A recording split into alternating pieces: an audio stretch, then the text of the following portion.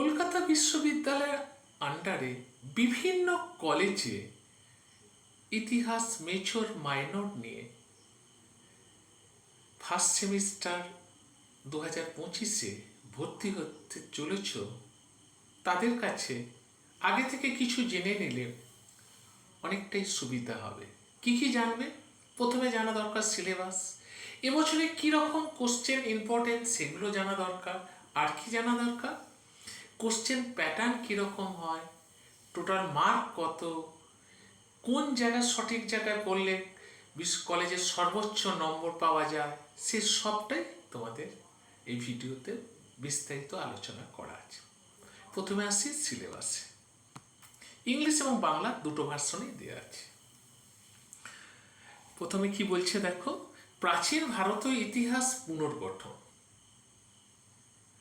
Unit 1-এর ক হচ্ছে ইতিহাস সম্পর্কে প্রাথমিক ভারতীয় ধারণা এবং ভারতবর্ষের ধারণা।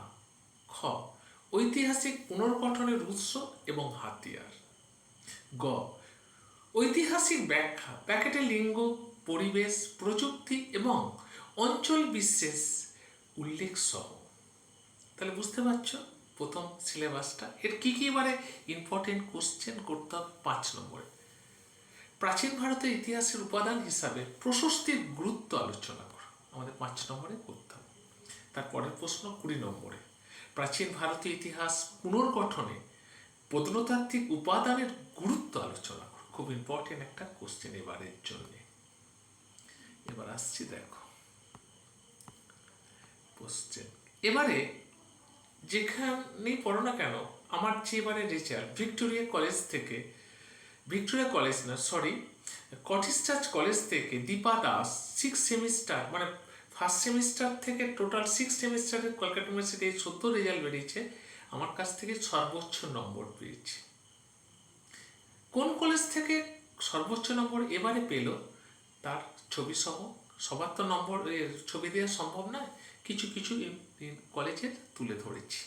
আর এখানে যারা পড়ে মেজর মাইনর এমডিসি আইডিসি সহ বিভিন্ন সাবজেক্টের বিষয়গুলো ইংলিশ এবং বাংলা দুটো ভার্সনই পড়ানো হয় এবং কোনো অন্যান্য বিষয়ের জন্য বাইরে কোথাও পড়তে যেতে হয় না। এখানে সমস্ত বিষয়গুলি বিভিন্ন টিচাররা, কলেজের টিচাররা পড়াচ্ছেন। এবার আসছি দেখো আলোচনায়, দ্বিতীয় ইউনিটে আসছি।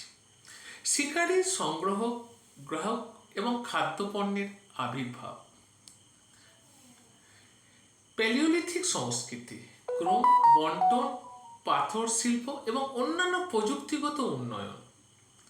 মেসোলিথিক সংস্কৃতি, আঞ্চলিক এবং কালানুক্রম বন্টন, প্রযুক্তি এবং অর্থনীতিতে নতুন উন্নয়ন, শিলা শিল্প।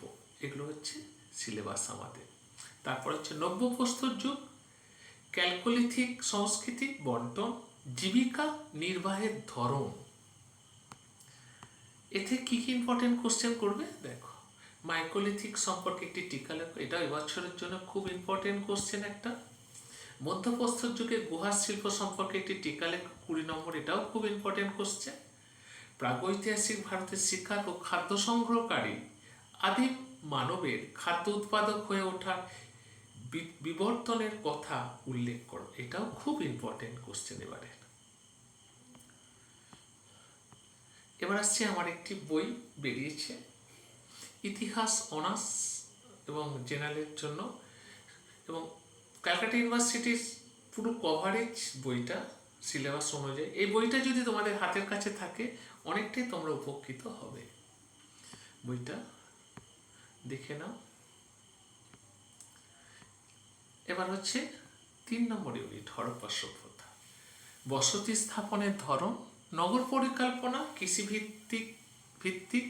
ভিত্তিক হস্তশিল্প উৎপাদন এবং বাণিজ্য, সামাজিক ও রাজনৈতিক সংগঠন, ধর্মীয় বিশ্বাস এবং অনুশীলন, শিল্প, নগরগুলির নিয়তি, সমস্যা এবং হরপ্পা পরবর্তী ঐতিহ্য।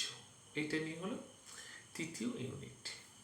এখানে কি কি ইম্পর্টেন্ট কোশ্চেন, মেহেরগড় সংস্কৃতি 5 নম্বর, খুব ইম্পর্টেন্ট। হরপ্পার ধর্ম একটি টিকা লেখো।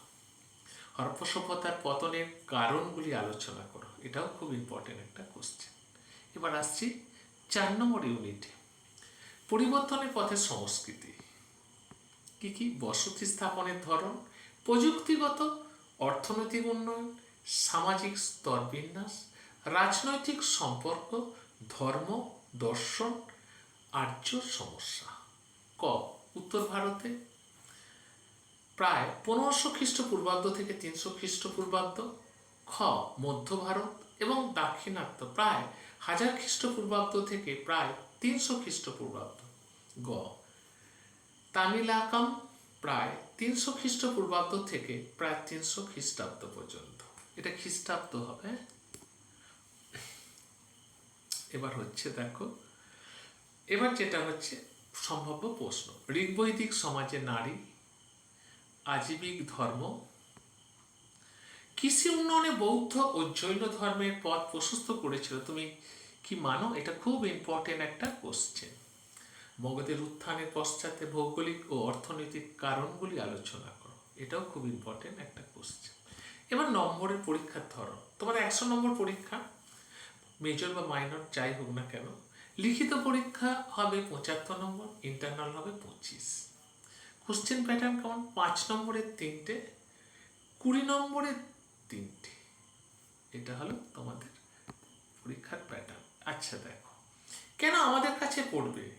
বাজারে তো ছাত্র থেকে টিচার সংখ্যা অনেক বেশি, 11 থেকে 12 থেকে যারা পড়াচ্ছে তাদের কাছে অনেকে পড়তে ঢুকে যায়, কিন্তু শেষে দেখা যায় যে তাদের অবস্থা খুবই করুণ।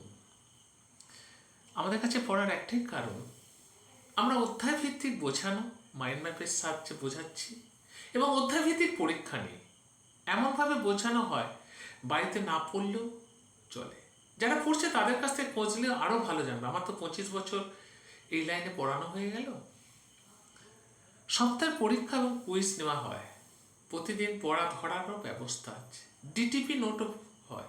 পরীক্ষার অনেক আগেই নোট শেষ এবং রেজাল্ট তার প্রমাণ। এমন 25 বছর পড়ানোর অভিজ্ঞতা থেকে বলছি, মানে যারা প্রথমের দিকে পড়েছে তাদের ছেলে মেয়েদেরও এখন পড়িয়ে দিচ্ছে অনার্স। তারাও সব অনার্স কমপ্লিট করে এমএ ভর্তি হয়েছে এবং আমার কাছেই পড়ছে। আমি শুধু মেজর মাইনর হিস্ট্রি অনার্স নয়, অন্যান্য সাবজেক্টও পড়াই, অনার্স মেজর মাইনর।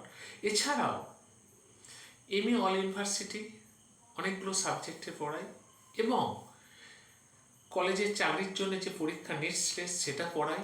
এছাড়া WBCS, UPSC, WBP, GNM, ANM, নার্সিংয়ের যেগুলো অল কম্পিটিটিভ 50 ধরনের সরকারি পরীক্ষার, কম্পিটিটিভের পরীক্ষার অল সাবজেক্টে আমরা প্রস্তুতি দিয়ে থাকি কম খরচায়। এবার আসছি 2024 সালে কি কোশ্চেন পড়েছে সেটা একটু জেনে নিই। প্রাচীন যুগে ভারত সম্পর্কে একটি ধারণা বলতে কি বোঝো? নব্যপ্রস্তর এবং তাম্রপ্রস্তর যুগের মূল পার্থক্যগুলি নিরূপণ করো। মেহেরগড় সংস্কৃতি সম্পর্কে কি বোঝো? চিত্রিত ধূসর মৃৎপাত্রের বৈশিষ্ট্যগুলি কি? বৈদিক যুগে জাতিভেদ প্রথার উপর সংক্ষিপ্ত আলোচনা করো। প্রাচীন ভারতে তামিলক্কম ধারণাটি সংক্ষেপে বিশ্বাস করো। আমার যে বইটা বিগত কয়েক বছরে আমাদের এমনভাবে করা আছে, তাতে বোঝা যাচ্ছে বেশিরভাগ টিচারই ওই বইটা কিনে ছেলে মেয়েদেরকে ওইখান থেকেই নোট লিখিয়ে দিচ্ছে। তাহলে বুঝতে পারছো যে তারা নিজস্ব কোনো নোট তৈরি করছে না। সেই জন্য 3rd সেমিস্টার থেকে আমি আর নোট বই লেখা বন্ধ করে দিচ্ছি। কারণ কি, প্রপার ছাত্রদের কাছে যদি বইগুলো যেত তাহলে সব থেকে বেশি উপকৃত তো তারা। কিন্তু সব থেকে দুঃখের বিষয়, বিভিন্ন টিচার এবং তারা প্রকাশ্যে আমাকে ফোনে বলছে যে আমরা বইগুলো পড়ে আমরা খুবই উপকৃত এবং ছেলে মেয়েদের সেখান থেকে আমরা নোট দিচ্ছি পুরোটাই, তারা নিজেরা স্বীকার করছে। দেখো এরপর আসছি 20 নম্বরে, প্রাচীন ভারতীয় ইতিহাসের উপাদান হিসাবে দেশীয় সাহিত্যের গুরুত্ব এবং সীমাবদ্ধতা নিরূপণ করো। শিল্প এবং বহির্বাণে যে বিশেষ উল্লেখ সহ হরপ্পা সংস্কৃতির অর্থনৈতিক দিকটি আলোচনা করো। সমসাময়িক অন্যান্য সভ্যতাগুলির তুলনায় আলোচনা ভিত্তিক হরপ্পার নগর পরিকল্পনার বৈশিষ্ট্যগুলো আলোচনা করো। ঋগ্বৈদিক পরবর্তী বৈদিক যুগে আর্থসামাজিক ও ধর্মীয় অবস্থার তুলনা বিশ্লেষণ করো। বৌদ্ধ ধর্মের উত্থান তুমি কিভাবে ব্যাখ্যা করবে? নন্দবংশ পর্যন্ত মগধ সাম্রাজ্যের উত্থানের সংক্ষিপ্ত বিবরণ দাও। এবং মগধ সাম্রাজ্যের সাফল্যের কারণগুলি বিশ্লেষণ করে 2024-এ পড়েছে। এটা থেকে হয়তো একটা কি আসতে পারে সম্ভবত, কিন্তু বেশিরভাগটাই কিন্তু আমি যেটা আগে দিলাম সেটাকেই খুব ভালোভাবে হাই, কারণ কি তোমাদের নোটের উপর নিবে, কারণ 20 নম্বর আছে যেখানে নোট যদি স্ট্যান্ডার্ড না হয়, আজকে ধরো স্কটিশের বিভিন্ন কলেজে ক্যালকাটা ইউনিভার্সিটির আগে কিন্তু আমার কাছ থেকেই টপার হচ্ছে। কারণ একটাই কারণ হচ্ছে প্রচুর তথ্য। তোমরা যখন মেজর সাবজেক্ট পড়তে এসেছো তো এখানে 75% বলে তোমরা গবেষণা করবে, তাহলে নোট যেন গবেষণামূলক হয় এবং তথ্যমূলক হয়। আধুনিক গবেষণামূলক তথ্য হলে তবেই তুমি আজকে ইউনিভার্সিটি এবং কলেজের সর্বোচ্চ নম্বর পাবে। আর গতানুগতিক নোট যদি লেখো, গতানুগতিক যে সমস্ত বই তোমার বাবা পড়েছে, তোমার দাদু পড়ে গেছে, তুমি পড়ছো, তাহলে কিন্তু সেখানে রেজাল্ট হবে না, এটা মাথায় থাকে। এবার আসছি মাইনরে। মাইনরে এবারে গুরুত্বপূর্ণ কী কী প্রশ্ন একটু দেখতে হবে। যেমন ভারতবর্ষের নব্যপ্রস্তর যুগের সম্বন্ধে টিকা লেখো, ওটা টাকা না টিকা, হ্যাঁ ওটা মিস্টেক হচ্ছে, টিকা লেখো, টিকা লেখো। প্রাচীন ভারতীয় ইতিহাসের উপাদান হিসাবে বৈদিক সাহিত্যের গুরুত্ব আলোচনা করো। বৈদিক যুগের জাতিভেদ প্রথা ও আলোকপাত করো। ষোড়শ মহাজনপদ সম্পর্কে একটি সংক্ষিপ্ত টিকা লেখো। এই টাকা হয়ে গেছে টিকাগুলো, টিকা লেখো। ভারতবর্ষের উপর আলেকজান্ডার আক্রমণ কি প্রভাব পড়েছিল? গান্ধার শিল্প সম্পর্কে টিকা লেখো। আচ্ছা, এবার আসছি 10 নম্বরে। প্রাচীন ভারতের ইতিহাসে পুনর্নির্মাণে প্রত্নতাত্ত্বিক উপাদানের গুরুত্ব কতখানি, এটা লিখতে হবে। তারপরে হচ্ছে হরপ্পা সভ্যতার পতনের কারণগুলি কি কি ছিল? মগধ সাম্রাজ্যের উত্থানের পিছনে কি কি কারণ ছিল? বৌদ্ধ জৈন ধর্মের মধ্যে মৌলিক পার্থক্য কি? এগুলো খুব ইম্পর্টেন্ট এবারের কোশ্চেন। এবারে আসছি 20 নম্বরে কোশ্চেনে। দেখো এই যে 20 নম্বর এখানটা যোগ হয়ে গেছে, নাম্বারিংটা একটু ভুল হয়েছে, ক খ, এটা গ হবে, এটা ঘ হবে।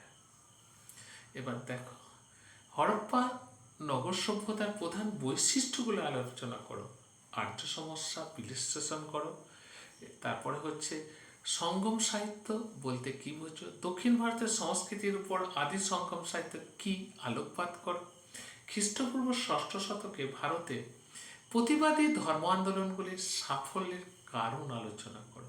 এগুলো এবছরের জন্য প্রচণ্ড ইম্পর্ট্যান্ট কোশ্চেন। তোমরা যদি এখন থেকে এগুলোকে সুন্দরভাবে তৈরি করতে পারো তাহলে কিন্তু খুবই নিজেদের ভবিষ্যৎ ভালো, রেজাল্টও ভালো, কলেজের ভালো নম্বর পেলে নিজেরও অনেকটা পড়ার গুরুত্ব বাড়বে, পড়ার প্রতি আরও এনার্জি বা এফোর্টটা বেড়ে যাবে। এছাড়াও ভবিষ্যতে রেগুলার এমএ পাওয়ার সুযোগ পাবে ক্যালকাটা ইউনিভার্সিটির আন্ডারে। রেজাল্টই সব। ভবিষ্যৎ জীবন গঠনের একটাই মাপকাঠি হলো রেজাল্ট। সঠিক জায়গায় সঠিক পথে যদি ভর্তি হতে না পারো কিন্তু রেজাল্ট হওয়া খুব কষ্টকর। এখন বাজারে আমার মতো লেখা অনেক বই এসেছে, সেগুলো থেকে অনেক টিচার কি করছে, আমারই অনেক ছাত্র, আমার তো 25 বছর, তারা ওই বইগুলো থেকে কোনো রকমের কী বলে লিখে নোট দিয়ে দিচ্ছে। তাতে কি আর রেজাল্ট হবে? কারণ কি এখন প্রচুর নতুন নতুন তথ্যবহুল গবেষণা চলছে, নতুন নতুন ইতিহাসের বিভিন্ন বিষয় নিয়ে রিসার্চ হচ্ছে। সেই তথ্যগুলো যদি তুমি না দাও, কারেন্ট ঐতিহাসিকের নাম দিয়ে যদি তথ্য না দিয়ে তুমি নোট না বানাও, তাহলে কিন্তু রেজাল্ট হওয়া কষ্ট। কারণ যেহেতু 20 নম্বর 10 নম্বর আছে, সেজন্য মাথায় রাখতে হবে। অবজেক্টিভ থাকলে সেখানে একটা নম্বর পাওয়ার সুবিধা ছিল, কিন্তু নোট স্ট্যান্ডার্ড না হলে নম্বর পাওয়া খুব কষ্টকর। এবার আসছি যারা যারা পড়তে চাও ইংলিশ এবং বাংলা অনলাইন এবং অফলাইন, দেখো 816174915526 এই নাম্বারে ফোন করতে পারো। WhatsApp number 8145262221। এখানেই শেষ করলাম। নতুন কলেজের প্রত্যেকে ক্লাস করতে শুরু করো, প্রত্যেকের জন্য রইল অভিনন্দন। ভালো থেকো, সুস্থ থেকো।